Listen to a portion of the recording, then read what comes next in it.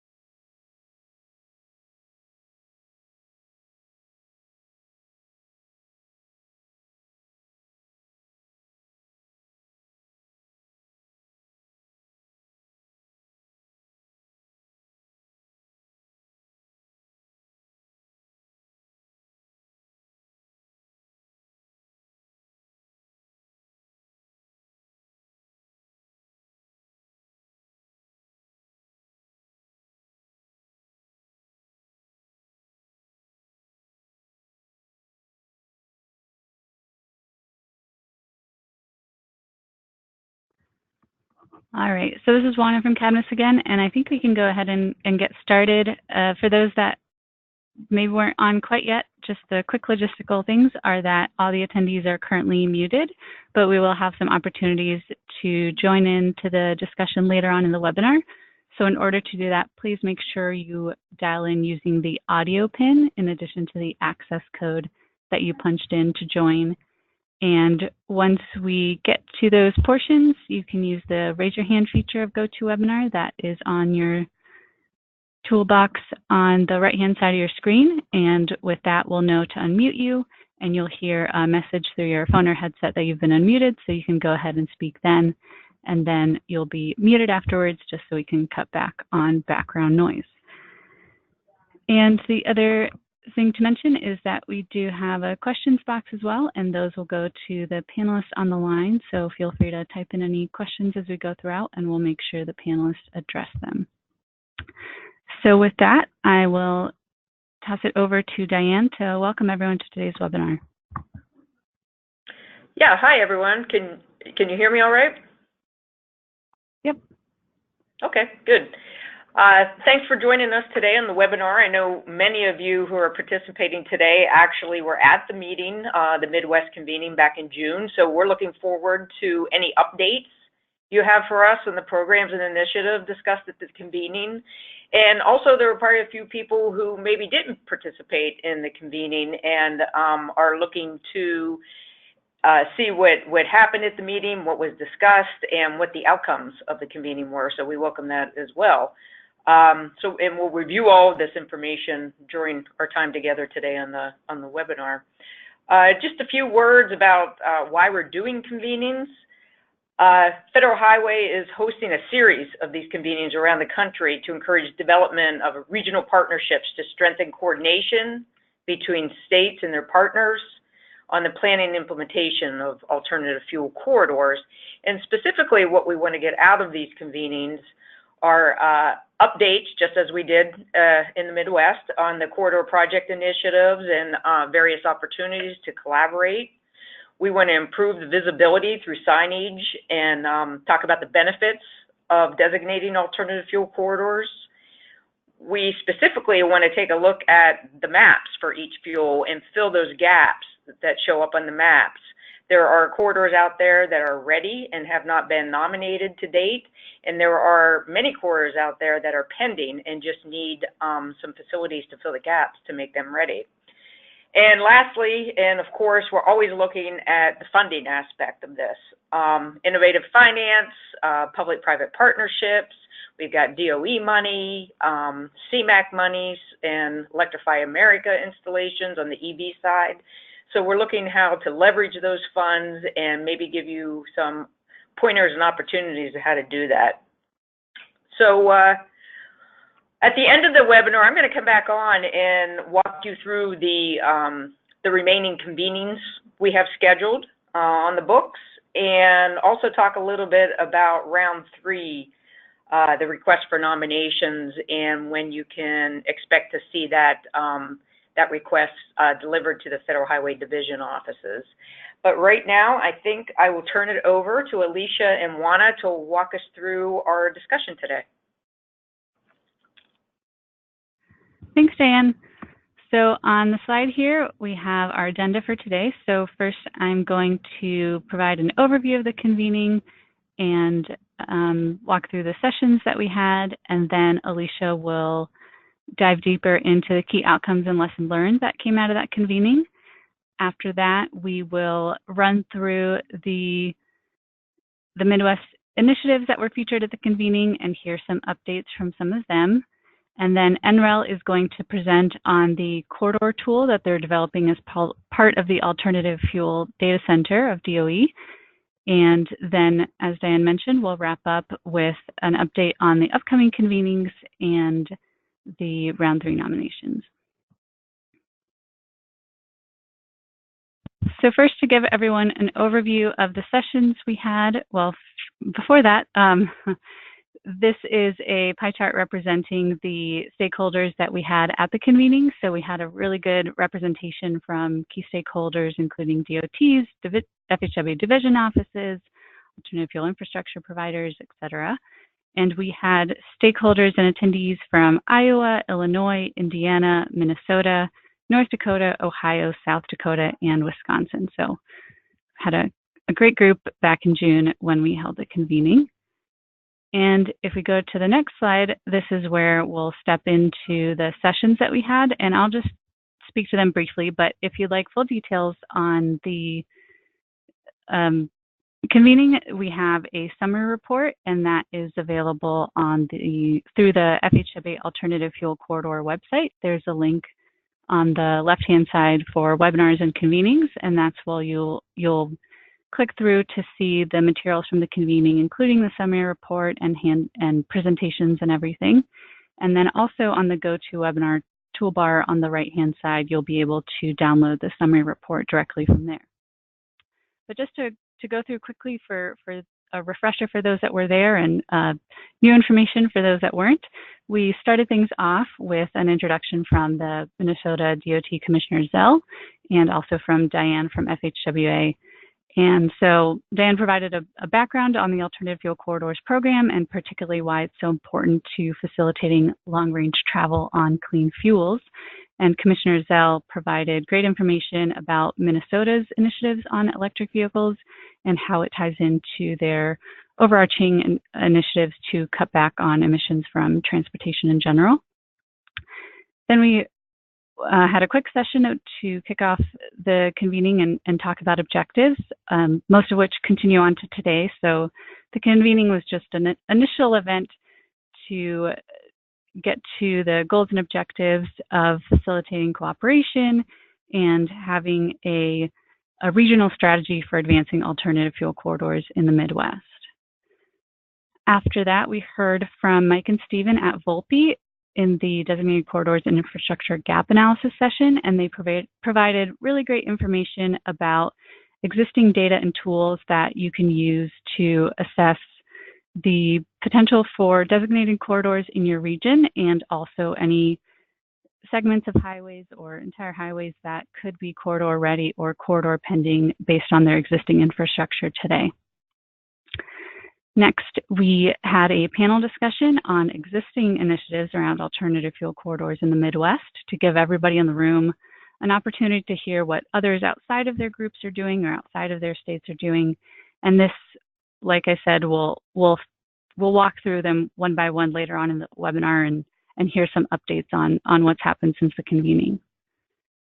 After that, we had a panel discussion and breakout group session where we heard from stakeholders like alternative fuel providers, utilities, and infrastructure providers on their perspectives on filling in the infrastructure gap along the corridors. And so once we heard from their perspectives, we broke out into groups and thought through the top barriers that are impeding alternative fuel infrastructure development along corridors and the corresponding solutions to address those. So next in the afternoon, we heard at the time just a sneak preview of NREL's work on this station locator tool, and we'll get to hear from them again later on the webinar to hear how development on the tool has gone since and see opportunities for you all to pilot the tool as well. And after that, we had a couple more panel sessions. The first was on improving visibility, so different outreach and marketing strategies as to how to promote alternative fuel corridors, including the role of signage. And then we had a session on funding opportunities where we heard from a few different perspectives, including FHWA division offices, on how to leverage funding to support infrastructure development, including through CMAQ and VW settlement funding. And lastly, we closed out the convening with a sort of round robin session where everyone got to go around and mention their takeaways from the day and action items they were going to take back home with them after the convening and implement in order to keep the momentum going. So as we go on to the next slides here, I'm going to pass it over to Alicia to mention the key outcomes and lessons learned that came out of the convening that day.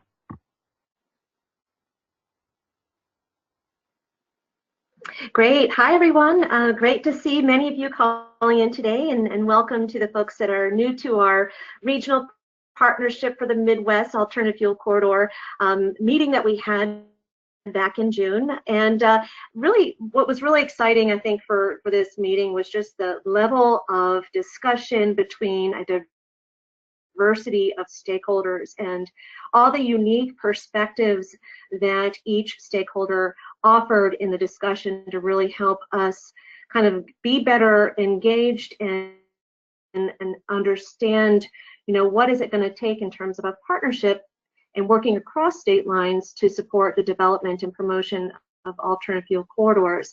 And I think what we all realize is that with Federal Highways program, the alternative fuels designation program is just a wonderful opportunity, an important opportunity to bring states together to help understand and evaluate existing infrastructure for alternative fuel vehicles, and to look at where there's opportunities to prioritize development and work together to address barriers so that we can see further advancement of alternative fuel vehicles. So I think this was a really important convening to have those discussions and to really hear from everyone around the room what's important to them, what are their priorities, what are the challenges that they're up against, and then how do we ultimately work together.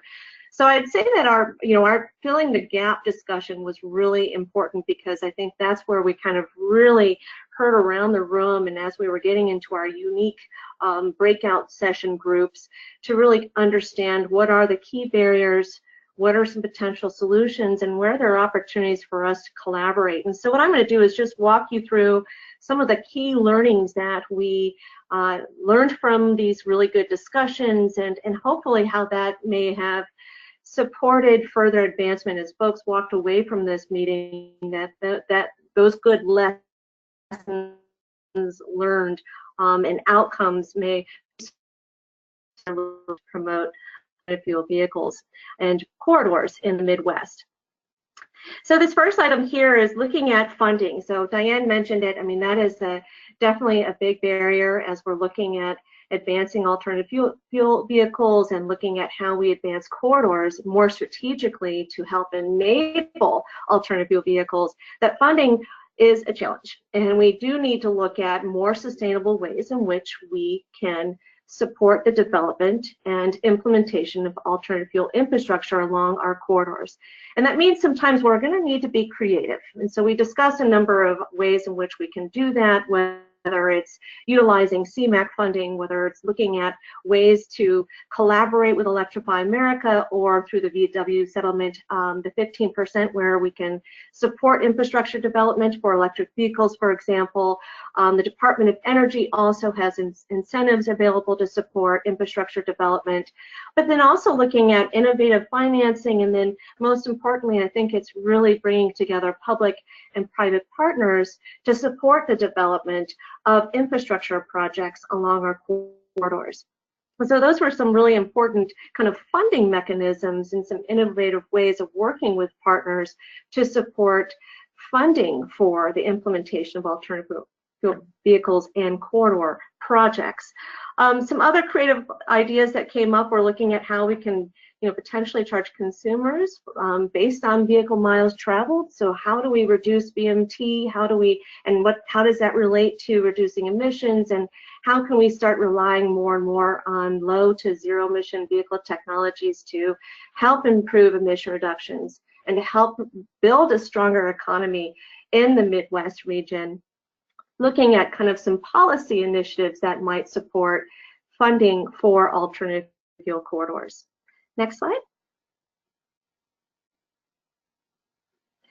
And I think most important is really looking at the partnerships and realizing who of the partners is it going to take to help move forward alternative fuel corridors. And honestly, it's going to take every one of us. And I think what we realize, especially as we're looking at electric vehicle adoption and developing infrastructure for electric vehicles and for natural gas, that our utilities are key partners to looking at how we need to prepare our grid, how we need to prepare our infrastructure to help enable the adoption of alternative fuel corridors to support the advancement of alternative fuel vehicles, as well as looking at the end user perspective. So working with public and private fleets where they see a business opportunity and where it supports their supply chain and the movement of goods along corridors. There's some important market opportunities to help prioritize and identify where infrastructure should be located along corridors to support infrastructure development. So that's another important outcome, is really making sure that we're working with our end users to make sure that the infrastructure is meeting their business needs, as well as from a public access, as we're looking at potentially for electric vehicles, making sure that we're also keeping in coordination with our state DOTs and with our MPOs to make sure that we're helping to respond to needs, as well as making sure that we're providing information and education to end users about the availability of alternative fuel corridors. And the other thing is that came out of this discussion was kind of the political challenges and the real need to present the value proposition for alternative fuels in order to see more support, to see more commitment of funds to help the development of alternative fuel corridors. So really working with our political leaders in the Midwest to see the value of alternative fuel vehicles and infrastructure and how that's going to help grow the economy, as well as really looking at promoting energy independence, as well as helping to protect the environment. Next slide. And I just mentioned this a little bit, but increasing awareness is key. And we realize that in order to advance alternative fuels and alternative fuel corridors, is that we need to get the message out on not only the availability of existing infrastructure, but really the opportunity that it presents. Another important aspect is making sure that we're working with our dealerships and our OEMs, as well as we're looking at building out the marketplace for alternative fuel vehicles. So really building partnerships and building visibility, whether it's working with state DOTs to make sure that we're posting signage for those corridors that are designated for alternative fuels. But we also had a really good discussion during the day when we talked about various different corridor projects and the innovative marketing and outreach programs that they're promoting to support more engagement with the public and private sector. So making sure that we're providing information and access to the benefits of alternative fuel vehicles where there's incentives and where there's reliable infrastructure to support the deployment and adoption of alternative fuel vehicles. Next slide.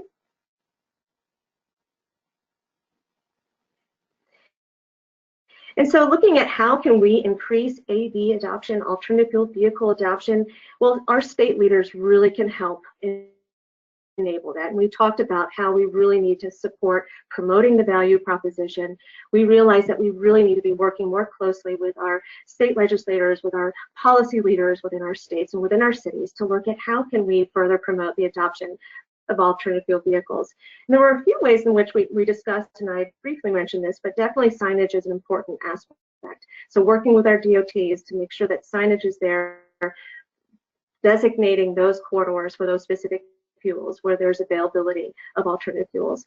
Other ways of helping to promote the adoption of alternative fuel vehicles and making sure that we have infrastructures, maybe looking at ways that we can streamline permitting processes and incentivize alternative fuel vehicles as well as infrastructure. And then really making sure that we're not just working in our own states. We do need to be collaborating across state lines on prioritizing the development of alternative fuel corridors. So how can we align priorities and important project opportunities to support further development of alternative fuel corridors? Next slide. And then lastly, I think this is the last slide here, but really it's building a business case. And I think more and more we're learning about all these innovative technologies as it relates to hydrogen, to natural gas, propane, and electric. More and more technologies are emerging. We're seeing more applications in the medium and heavy duty vehicle operation. So we're seeing that the technologies are available. And we have this opportunity to be more diverse in the fuel types that we're promoting to promote clean transportation. So if we can really present that business case, what does it mean to fleets? What does it mean to the end user in terms of the cost savings they can see, the benefit that it brings to the regional economy, the benefit that it brings to the environment? Really presenting the business case of alternative fuels and increasing our messaging around the opportunities of alternative fuel corridors. If folks are seeing more and more that signage is there saying that there is electric vehicle charging or availability of natural gas or propane, we're starting to normalize that these alternative fuels are available. And it starts to inspire and to make others think about the opportunities that it could provide to them and where there might be a business case, where there might be some important cost savings when they're considering the adoption of alternative fuel vehicles. Other ways of looking at how we can present the business case is looking at different incentives that we can be offering. So I think there's a lot of discussion right now in terms of how we could utilize the VW Appendix D funds to support the advancement of alternative fuel vehicles. CMAQ is another funding opportunity. States have their own incentive programs. So definitely finding ways to incentivize, whether it's state tax incentives, federal tax incentives. There are different ways in which we can help present that business case. Next slide. And then just at the very end of the program, I thought was really inspirational, and I was really moved by just the great, consensus of everyone in the room committing to moving forward alternative fuel corridors and working together, and even acknowledging new partners that they've met that day that they're looking forward to working with to further support and promote alternative fuel corridors. And so I think what we, as we have this really good kind of around the room, what have folks learned? What are they looking to do? What is the next step that is coming out as a result of the convening? we learned that folks really want to figure out how they can re-engage these various Midwest alternative fuel corridor activities, how they can further enhance and further promote the development of corridors and expanding that alternative fuel corridor network, as well as looking at how they can start preparing for the third round of alternative fuel corridor nominations.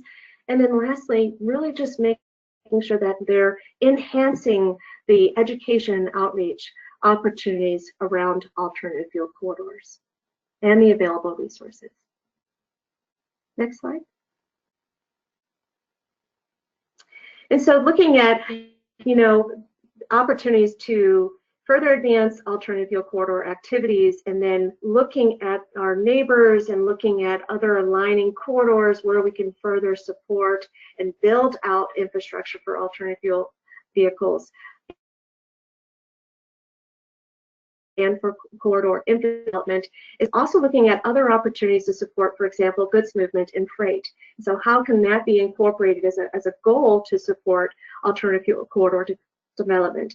Other opportunities may include developing a memorandum of understanding between states on promoting the development and working together to develop alternative fuel corridors. And then again, just continuing to educate legislators on alternative fuels and the benefits that it provides to the region. Next slide. All right, so I captured a number of takeaways there, and hopefully I didn't take too long doing that. But I would love to hear from some of you that joined us for the meeting in June. I would love to hear kind of what are some of the important takeaways that were important to you and that may be helping your efforts as a result of the convening. So I know that we have a number of attendees here, and I know that Juana and Elise have control of opening up the mics. But if you are interested in kind of sharing your perspective, that would be wonderful. So go ahead and raise your hand. There's a little on the right side. You should be able to indicate your interest in speaking up by raising your hand, and then we can unmute you. But meanwhile, maybe what I'll do is I'll pick on one of my colleagues here to share his perspective. Mike Scarpino, can I call on you, my friend, to just kind of share your thoughts in terms of an important takeaway that you came away with from this meeting?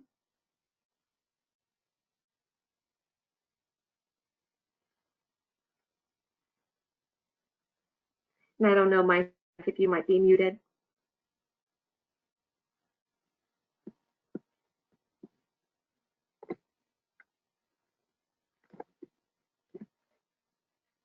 All right, Mike, maybe what I'll do is I'll ask Steve Costa. Stephen Costa, do you mind sharing your perspective? Well, I know that, as part of the corridor team working with Federal Highway, we were very pleased with the level of engagement was outstanding. It was the first meeting of this kind, of this initiative. So it was very encouraging. And as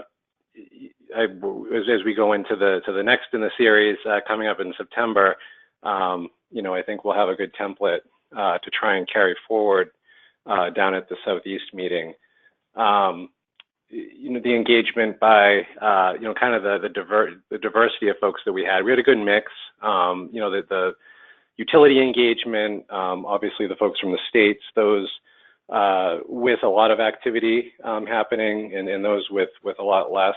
It wasn't just those with, a lot happening, in their states or in their jurisdictions. We had a good mix, and we were happy. Mike and I were really, glad to show all the opportunities that there were. As was said earlier, as Diane had alluded to, the number of corridors that are already out there that are poised to be, designated now that could be nominated in this upcoming round, and those that are very close and that might garner the attention. So I guess the takeaway was just, really impressed with the mix and the engagement, and I'm hoping that we can emulate that at the next meeting, certainly.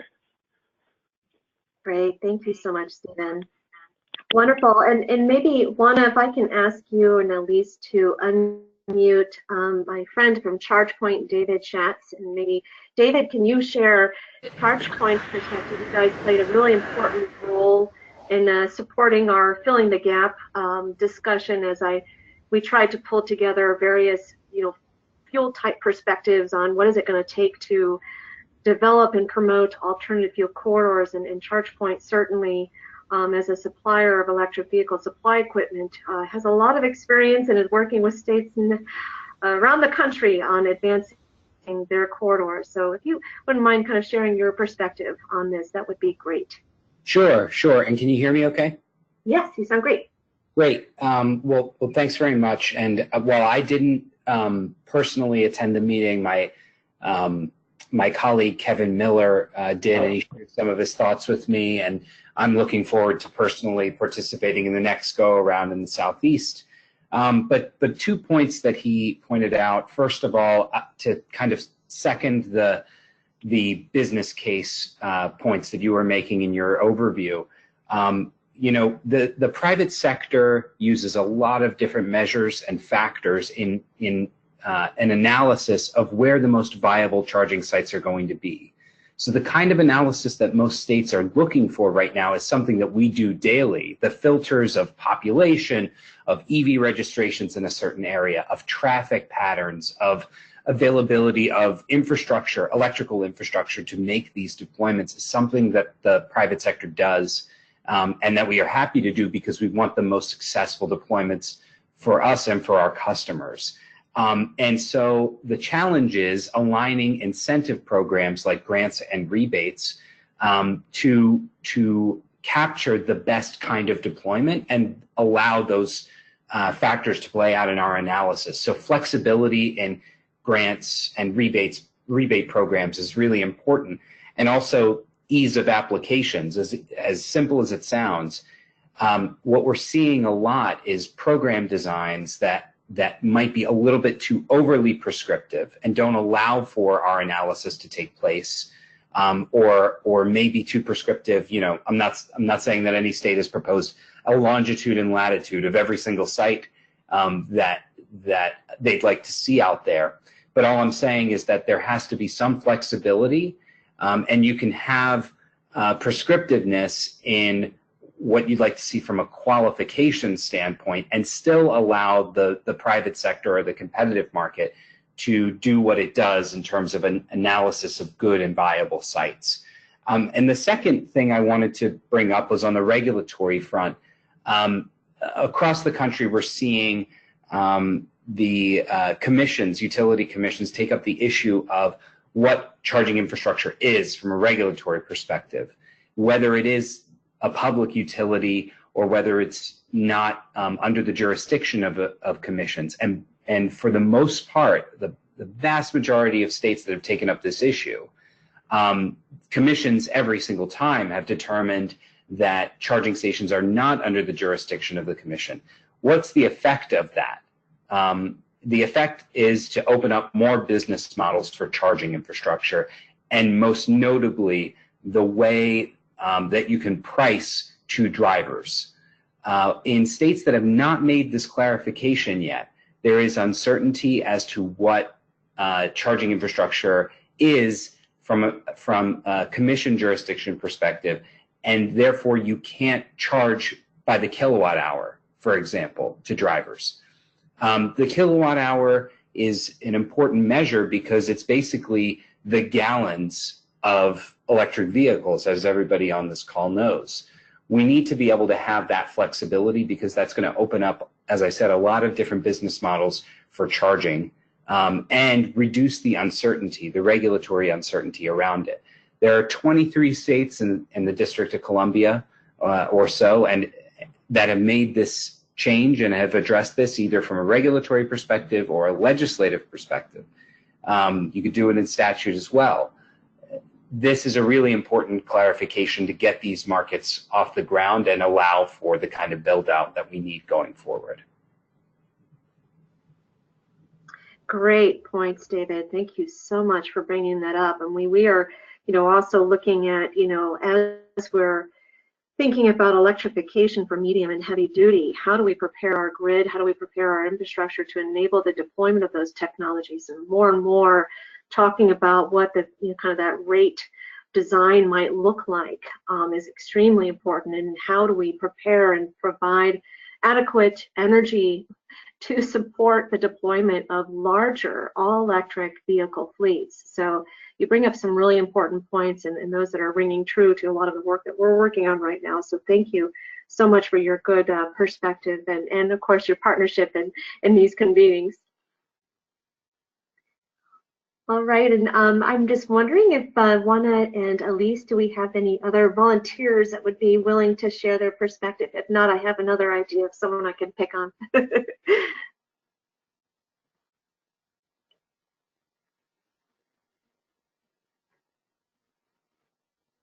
Maybe if I can ask Pam Fisher. Oh, I'm sorry. Looks like Pam Fisher just got unmuted. Okay. Pam, I'd love to hear your thoughts.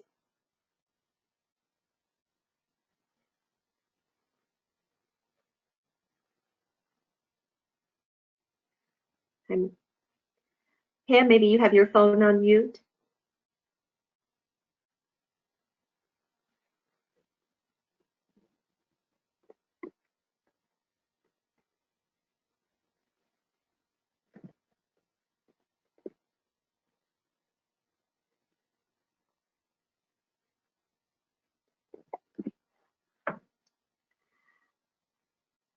Juana and Elise, maybe if we could hear from our friend Mark Finicum from SARTA, I would love to hear kind of from an end user perspective as a transit property to share his takeaways from our meeting.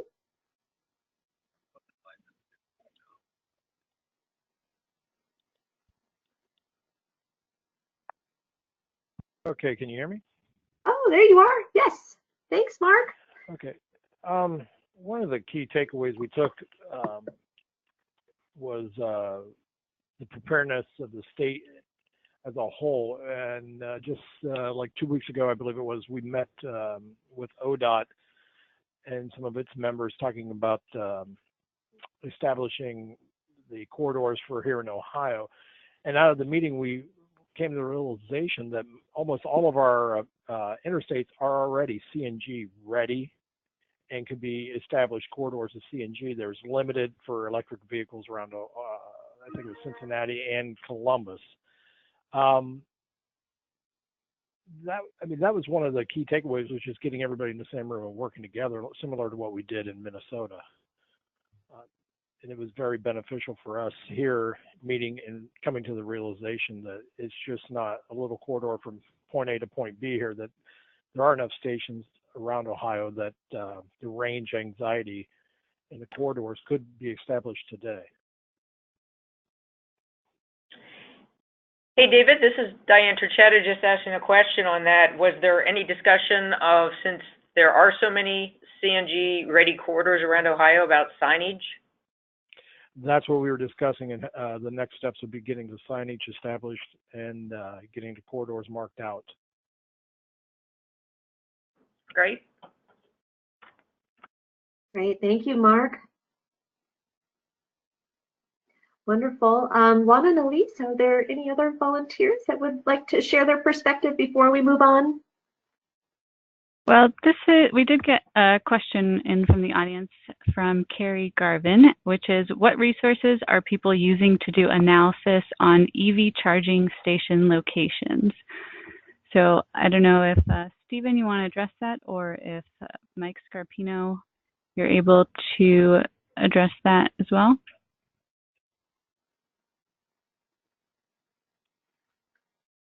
Yep, this is Mike. So the main thing that we look at, the starting point, is the alt fuel station locator on the AFDC that NREL maintains, and that has the list of all the existing stations. So that's a good starting point to inventory what already exists. From that, you can start to look at various corridors, distances between stations. Gaps will emerge. Some corridors already exist. We did some analysis for Indiana that we gave in Minnesota, and there were plenty of corridors that met our criteria already. And then, beyond that, NREL has got tools like the EVI Light Pro tool, EVI Pro Light tool. In the Northeast, I know Georgetown Climate Center has got a tool, but that's focused more for the Northeast. So we are talking with NREL about, coming up with some other things, resources, and they're actually going to be speaking a little later in this webinar to go over those.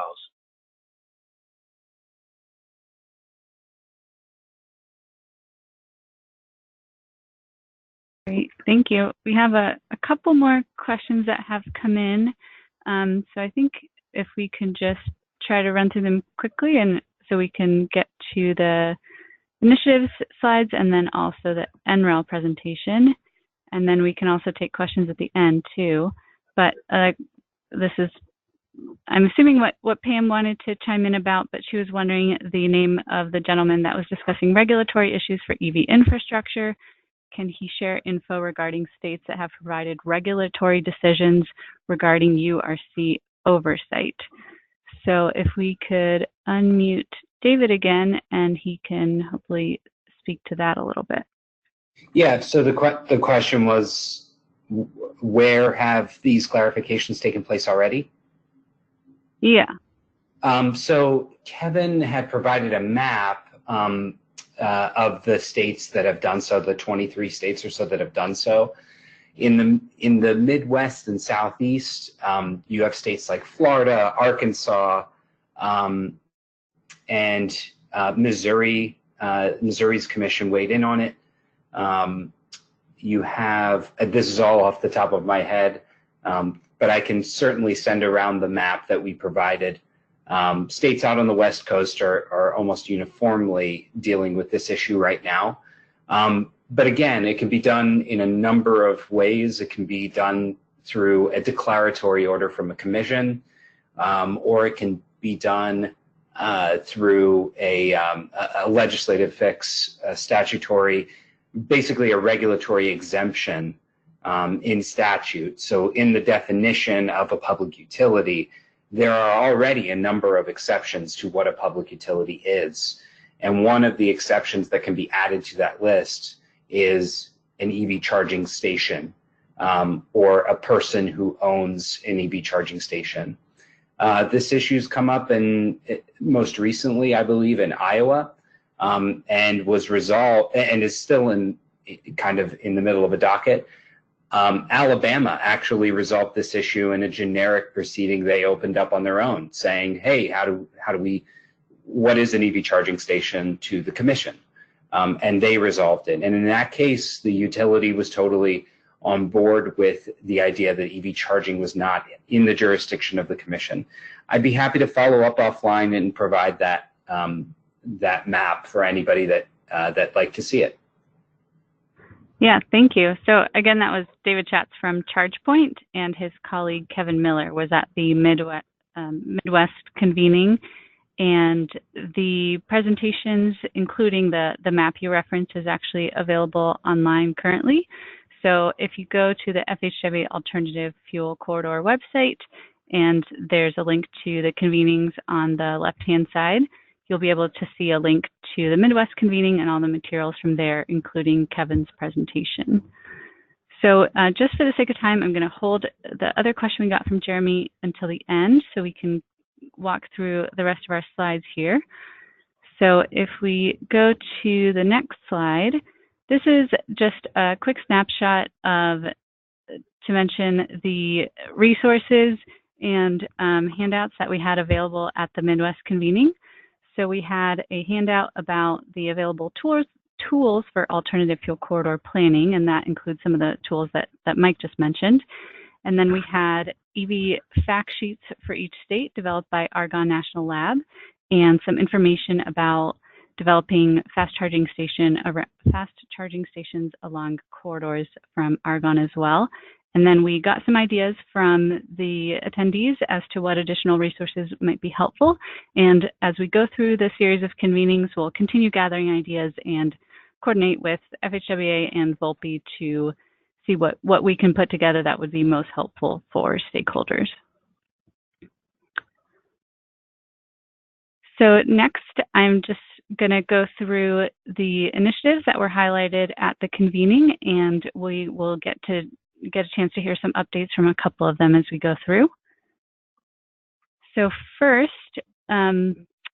we have the partnership around the I-80 corridor, and Carl Lysek from South Shore Clean Cities spoke to this initiative and mentioned the partners that were involved and the type of work they're doing to coordinate on establishing the barriers to infrastructure development in this particular area and working through the solutions, including signage opportunities along this corridor. And he mentioned the work that they've done engaging property owners along the corridor as potential site host for infrastructure. Next, we have the M2M corridor, and that's the Michigan to Montana corridor. And this is a Department of Energy funded project, and it's along I-94. And they focus on a few different fuel types: electricity, natural gas, and propane. And this partnership is really intended to forge collaboration and commission stations, deploy vehicles, and provide education. And the point of contact that spoke to this initiative, Lisa, is on the line today. So Lisa, if you're ready, you are now unmuted if you want to provide any updates or additional information about this initiative. Great, thank you for this opportunity. Just a quick overview. Since we presented in June, we are going to have a ribbon cutting in Toma with the electric vehicle charging station. In this project, there were 12 charging stations that were allocated from Michigan to Minnesota, and Toma is the first one with a larger event ribbon cutting on September 6th, and there's going to be Toma city officials speaking as well as a local utility, including Dairyland, and then also ZEP Energy. And then we have another site that is nearing completion, two sites that are nearing completion: Moorhead, Minnesota, and Eau Claire, Wisconsin, that will be hopefully completed, or it's estimated to be completed by the end of October. And the other sites in Michigan, and 2 in Minnesota and 3 in Wisconsin, will be completed in the early months of 2019. There's not any new updates that I'm aware of for the CNG or propane side of things. Quick Trip is planning to receive more CNG trucks, and Contract Transport has been using CNG quite successfully since the project started, and they received the new vehicles. And I noticed Ted Barnes is also on the call, so he may have something to update as well.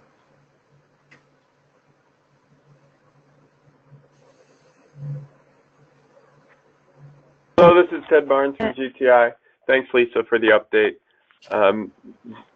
That covered a lot of the deployment activities, and there are ongoing education and outreach activities as well as a lot of work with the FHWA and Diane and making sure that we can move some of the success for getting signage on the roads in Minnesota into Michigan and Wisconsin, and so we've been providing a lot of information there as well. So it's a broad program that covers infrastructure, as Lisa talked about, and then several training programs as well. First responder training as well is in the works along the corridor. That's it. Great. Yeah, thank you both for the update, and glad to hear about those exciting developments. So let's go on to a couple more initiatives here. So the next one we have is also along I-94, but it is focused on electric vehicles. So this is the Great Lakes ZEV Corridor Multi-State Partnership.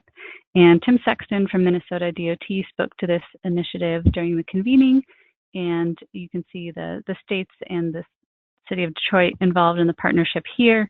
And they're, again, really focused on electric vehicles, at least from Minnesota's perspective, due to the progress they can help with on their climate goals. And Minnesota DOT was also one of the first states that put up signage along their alternative fuel corridors. So we got to hear about that process from them. And Tim also mentioned that the partnership has allowed opportunities for coordination amongst these states and Detroit on other issues, including efforts such as the VW Mitigation Fund. And next we have the Stark Area Regional Transit Authority, SARTA, and this is in Ohio, and they're doing exciting work on hydrogen and developing a hydrogen roadmap whereby they are working on deploying hydrogen in heavy-duty applications, and then anticipating this leading to light-duty uses as well. And we also have Mark from SARTA on the line here, and he was at the convening and mentioned at the time some funding opportunities they're looking for a corridor action plan. But since then, he has an update about a grant that SARTA has filed for such a plan. So I'm going to let Mark speak to that a little bit. So Mark, you can go ahead. Okay, yes. SARTA, we've applied for a Midwest State Alternative Fuel Corridor Action Plan. It's a public-private partnership with Love's Trillium, Ohio Turnpike, Clean Fuels Ohio, Clean Fuels Michigan, the Ohio Fuel Cell Coalition, Cleveland State University, CALSTART, and the Grant Farm. Again, it's public-private. It's going to develop an action plan for the creation of 40 to 60 stations, some of which would already be established at some of the already existing Love stations throughout Ohio and Michigan. It'll identify the needs and identify the refueling gaps that we in critical areas that we may be missing. This plan will help develop for not only CNG, electric, fuel cell, also propane for medium to heavy duty trucks or buses in that corridor area. Thank you. Great. Yeah, thank you so much. The next initiative we'll cover here is Midwest Evolve, and this is a partnership among several Clean Cities coalitions, including the Chicago Area Clean Cities Coalition. And this initiative is really focused on addressing the barrier of low EV awareness. So the partners engage in a lot of different events and a lot of different initiatives, including local and large-scale events to promote education. So some of their other initiatives include providing opportunities for test driving electric vehicles and conducting trainings at dealerships. So that is some of the work that Midwest Evolve is doing. And then next, we have some information about Wisconsin Smart Fleet and Green Fleet Indiana. And these are both initiatives obviously focused on fleets. And so the Clean Cities coalitions in these areas work with public and private fleets to determine the best opportunities for replacing vehicles with alternative fuel vehicles and provide recognition opportunities to fleets to sort of spur competition amongst them to see who can do the most on reducing emissions and really leveraging the benefits of alternative fuel vehicles. And the next and final initiative we're going to touch on today is actually an announcement that was made at our convening. So Jeff Hovey from the National Association of Truck Stop Operators made the announcement during the convening that NATSO is kicking off an Alternative Fuels Council. And NATSO works with travel center owners and truck stops. And so this Alternative Fuels Council is going to be a one-stop shop opportunity initiative to provide resources to these stakeholders as to how they can incorporate alternative fuels into their offerings. And so they're going to do this by providing information on several among several different categories, including how to help them navigate regulations, how to find out information about incentives, and how to provide information about ROI for them as well. So that's an exciting development that has recently kicked off. And with that, I want to turn it over to our representatives from NREL on the line so they can provide an update on their corridor mapping tool that they're working on. Hi, everyone. So I wanted to give an update on NREL's progress for the corridor mapping tool, and also let you know about some resources that we're going to provide in September to help with the round 3 designations. We could go to the next slide. So as I mentioned at the convening, we were planning to put together a version of the alternative fueling station locator that combines the US and Canadian stations. And that is in partnership with Natural Resources Canada. That update to the station locator went live at the end of July. So the station locator now defaults to show data for the US and Canada. We're hoping that that will help fleets who travel across the border.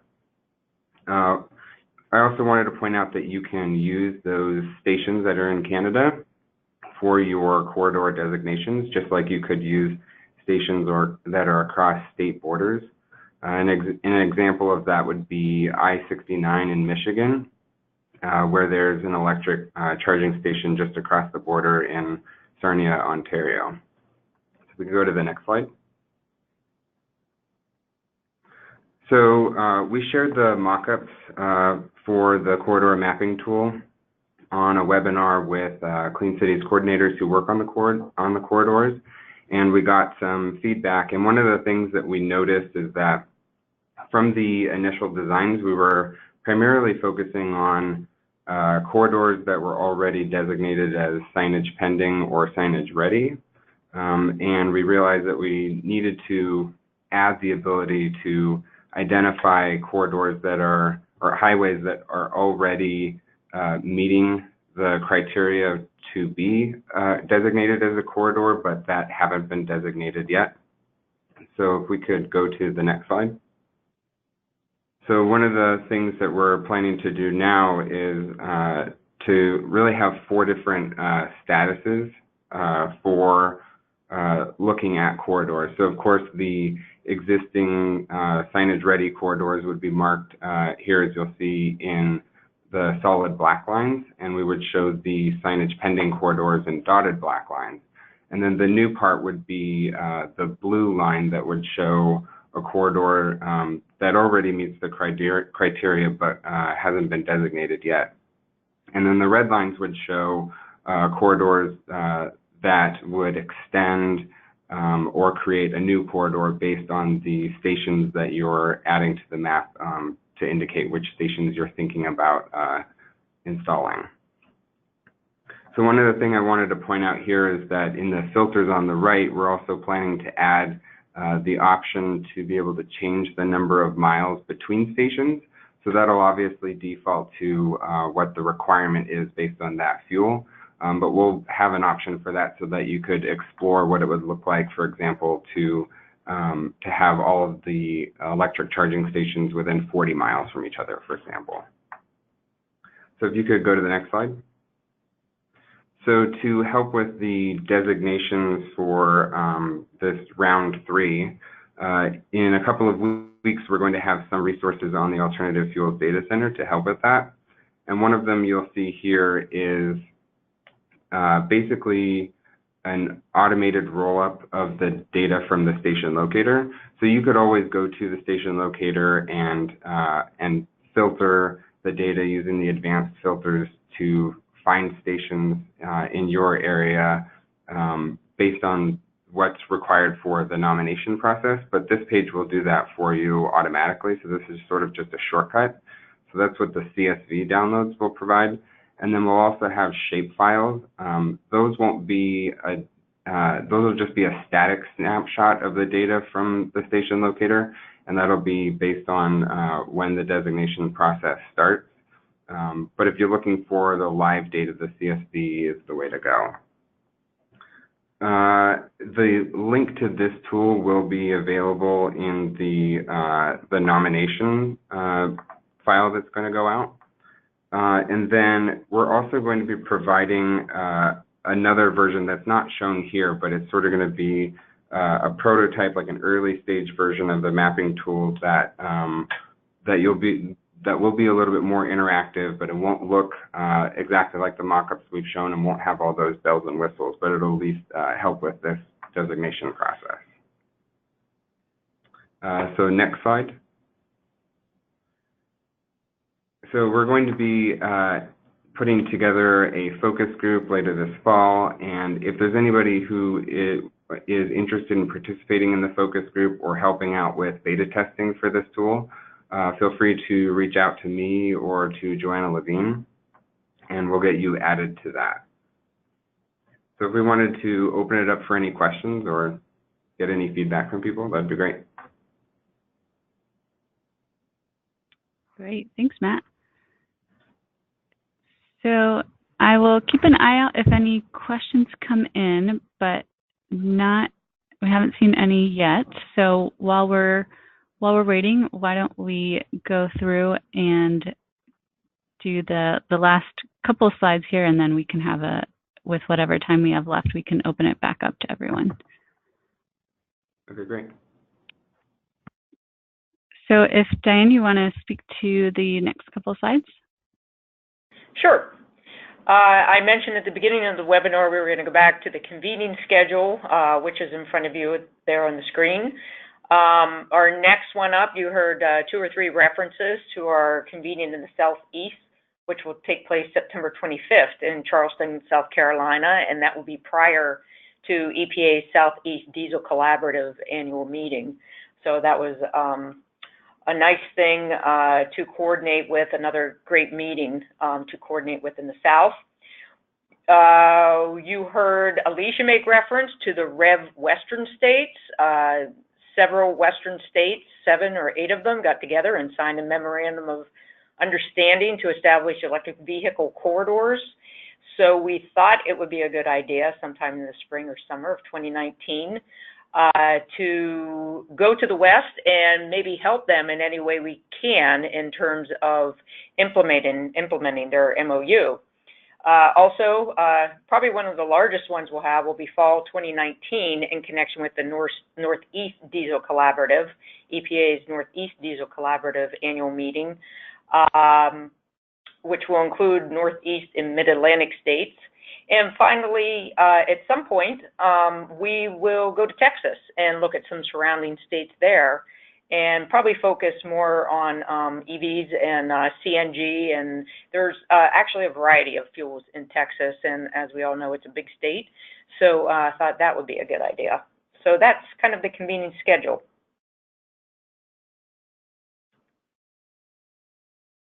Just a little bit about round 3. You heard Matt make reference to some tools that NREL will have available for round 3, getting you all ready for the nomination process. We'll do the same thing as last year. As I mentioned at the convening, we will send the requests through our Federal Highway Division offices, who will then in turn get them to all metropolitan planning organizations and state DOTs in their state and region. The criteria, I have no anticipation that the criteria will change for each fuel. It will be the same as last year. And we will ask for nominations to be submitted by the end of January 2019. So we'll give you a little bit more time to get the nomination together and then make our designations in the spring. And I anticipate, I've just scheduled a series of briefings for Federal Highway Upper Management. We'll get those briefings completed in the next 2 weeks or so, and hopefully by maybe the 3rd week of September, we can get the request for nomination out the door. So I just want to tell everyone that if you have any questions during your nomination process, feel free to reach out to Stephen Costa, Mike Scarpino, or myself.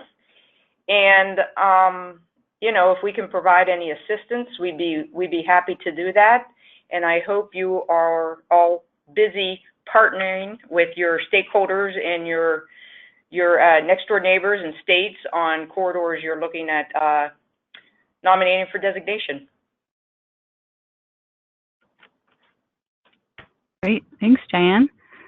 So we just have some more discussion questions out for everyone here, focused on progress after the convening and what are the next steps for this region and how to keep the momentum going. So I'll give everyone a couple of seconds to take a look at those while we have about 10 minutes left together on the webinar. And the earlier question that had come in from Jeremy Orr was, could anybody offer some insight into making the business case for CNG deployment, particularly for potential fleet partners? So if anybody would like to speak to that or to the questions regarding keeping the momentum going on alternative fuel corridors in the Midwest, please feel free to raise your hand and we'll go ahead and unmute you.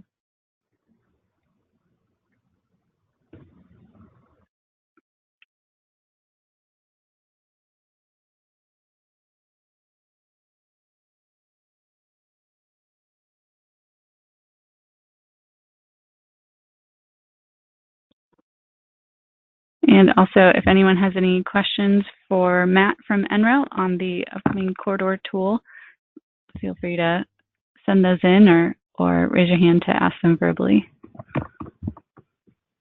Hey, Jeremy, this is Diane. Maybe Mike Scarpino or Stephen Costa can pipe in here, but I would think that, you know, some of that information would come from the CNG provider, but also through maybe the AFDC website and some of their case studies in terms of, you know, describing and analyzing the business case for CNG and fleets. Mike or Stephen, can you add to that?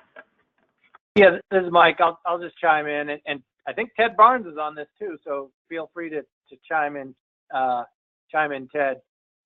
When Ted was discussing the M2M project at the Vehicle Technologies Office annual merit review back in June, I actually asked him if the strategy for CNG stations was anything different on a corridor as it would be, you know, normally for a CNG station, and he answered that they would still be looking for an anchor fleet, which is probably something that operates in the area just to establish a base load, and then would look to supplement that with fleets passing by.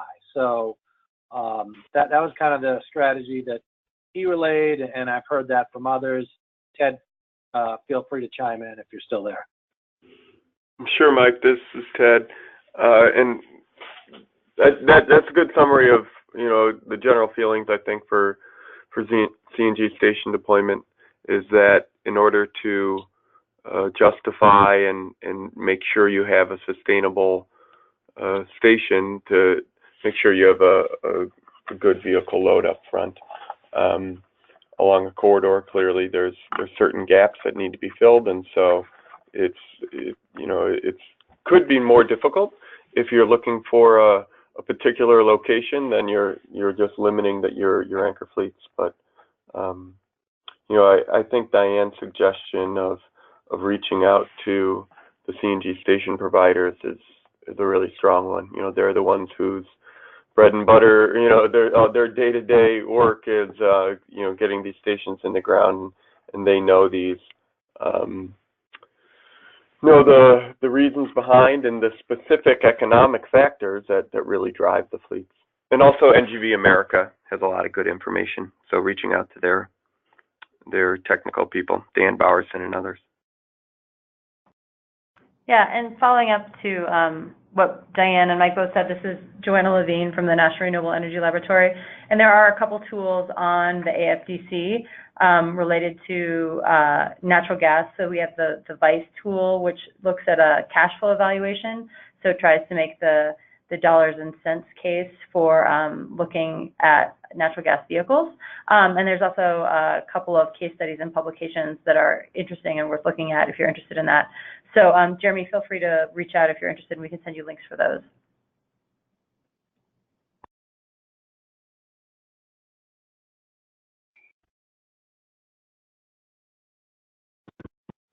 Great, thanks everyone. So we have about 5 minutes left here, and so I'm scanning through. If anyone else wants to type in on these questions on the screen, or if any of the others from FHWA or Volpe or CalSTART want to throw out any other questions to the group, but we'd love to hear on your thoughts of how to continue building the partnerships and collaborations that the convening was intended to jumpstart.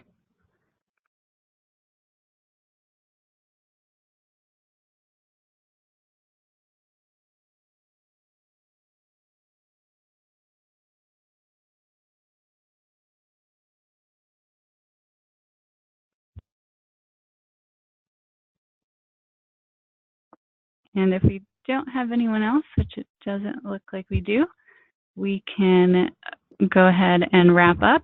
If yes, the last slide on the presentation, which again you can download from the handouts portion of your GoToWebinar toolbar on the side. This presents our contact information, so these are some of the voices you heard from today. And as Diane mentioned, this was our first of a series of convenings, so we'll be working together to take our show on the road here and go to different regions. And next up will be the Southeast in September. So we'll take the great discussions and takeaways that we've got from the Midwest convening and try to build on those and transfer them to the Southeast as well. So if anyone on the panelist team wants to say any other parting words before we close, you're welcome to do so. Hey, just one more thing. I'm sorry. This is Diana. We all want to say something at once. Just wanted to let you all know I did not forget what we committed to at the Midwest convening in terms of things we heard that Federal Highway could do. We'll be, after we get this notification out or request for nomination, we'll be focusing on some of those things like building up the website with a few case studies about how corridors, how coalitions work together to designate corridors, and maybe putting together a one-pager on funding mechanisms.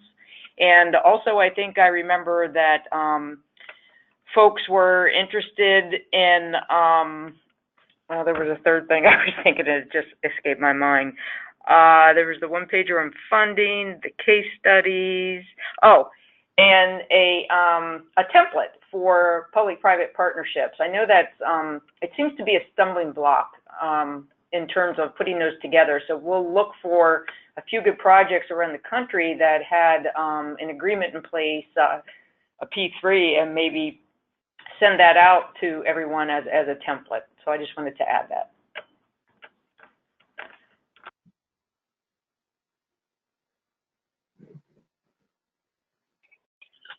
Great. And I just wanted to just mention a wonderful partner for folks to connect with. CalSTART has a new Midwest regional director, Maureen Marshall, who's been on the call with us today. So if you need any partner contacts, she's just a wonderful resource and has been in the region for a big part of her career, so she could be a good resource to all of you. Of course, all of our Clean City coalitions in the Midwest are just wonderful partners as well. But no, this has been a great convening and partnership, and we're looking forward to seeing how we can further support your partnership efforts, and do continue to reach out to us to let us know where you might need some additional support, as well as sharing your progress with us. But we're looking forward to seeing the enhancement and increase of alternative fuel corridors in the Midwest. Awesome. Thanks, Alicia, for that. And with that, I just want to thank everyone again for joining, and we will go ahead and close the session, and we'll follow up with the slides and a link to the webpage where you can download the materials from the Midwest convening. So thank you, everyone, for joining, and thank you so much for participating and contributing to the discussion today. Thank you. Thank you. Bye-bye. Thanks.